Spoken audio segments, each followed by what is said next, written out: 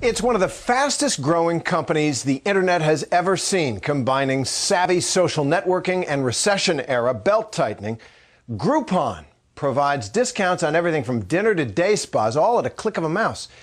Well, is this plucky startup just another dot-com craze, or has its young founder started a shopping revolution? Chris Bury reports. You're swamped, huh? Well, that's good to hear. That's good to hear. At its tender age, just under 2 years, this internet company is growing more quickly than Google did.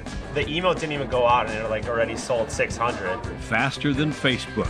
The day that you're featured, an email gets sent out to all of our subscribers. More swiftly than Amazon. Trying to bring a ton of new people to your door. How fast are you growing? We have been called the fastest growing company ever, so pretty fast. Andrew Mason is the 29-year-old CEO of Groupon, the sizzling hot internet company that's taken an old newspaper staple, the discount coupon, and tweaked it for the age of Twitter. When you started, how many employees did you have and how many do you have today?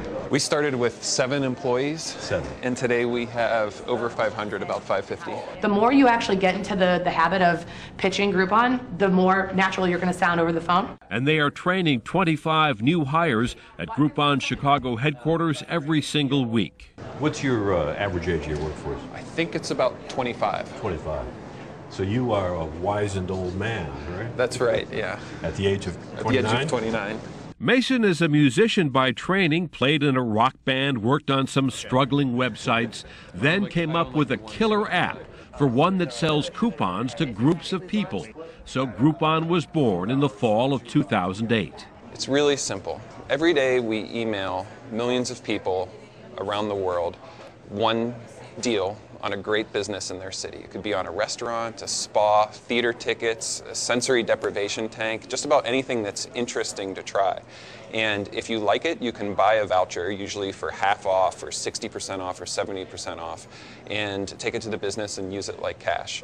Pretty nice job. On the day we visited, the Groupon deal in Chicago was a $12 coupon for $25 worth of children's cooking lessons. Perfect. At a storefront school called the Kids Table. How many calls are you getting compared to a normal day?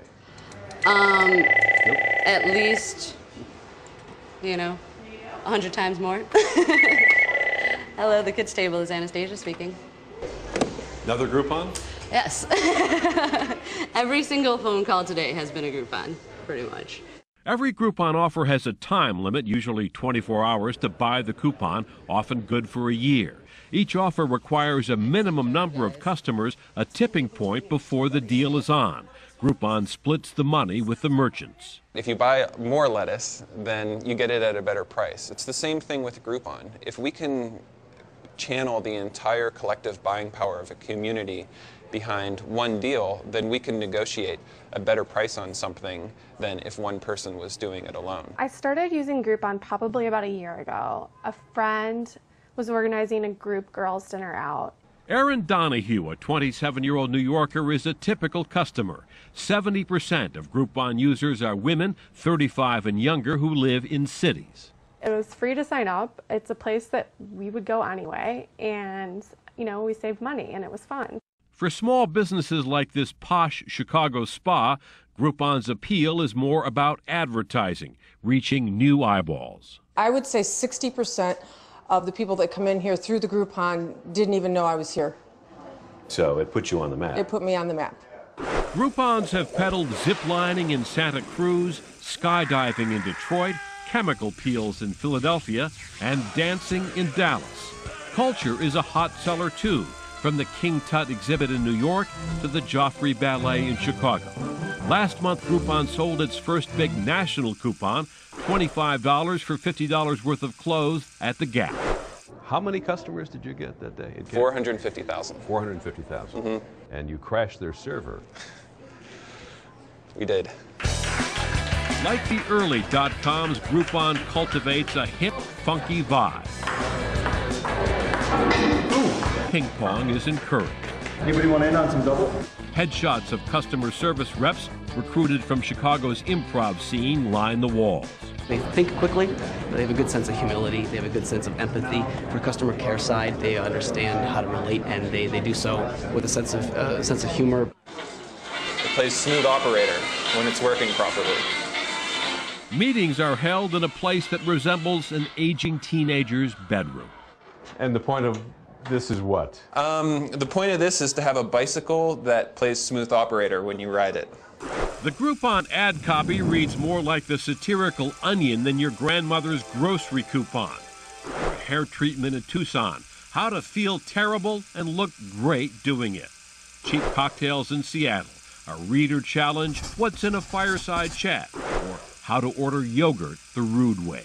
I mean, the emails are hilarious, and I think that that's part of their voice, part of their company personality. But the competition is coming on strong. In Russia and China, clones have ripped off Groupon's model right down to the color scheme of its website. In this country, companies like Yelp are moving in on its market. We've seen something like 500 businesses clone the exact idea of Groupon. Most of them end up being like a knockoff, you know. A Groupon knockoff is a lot like a Gucci knockoff or an iPod knockoff. It's not quite the same thing as the original. The dot-com graveyard, of course, is littered with tombs of once promising internet companies that grew fast and flamed out. So I think it's maintaining a healthy fear that the world is about to collapse around you. I think that's what's gotten us thus far, and hopefully that'll help us continue to grow. Now, Groupon offers daily deals in 100 American cities and 29 countries. It's buying up rivals in places like Japan and Germany. It's on track to rake in $500 million this year.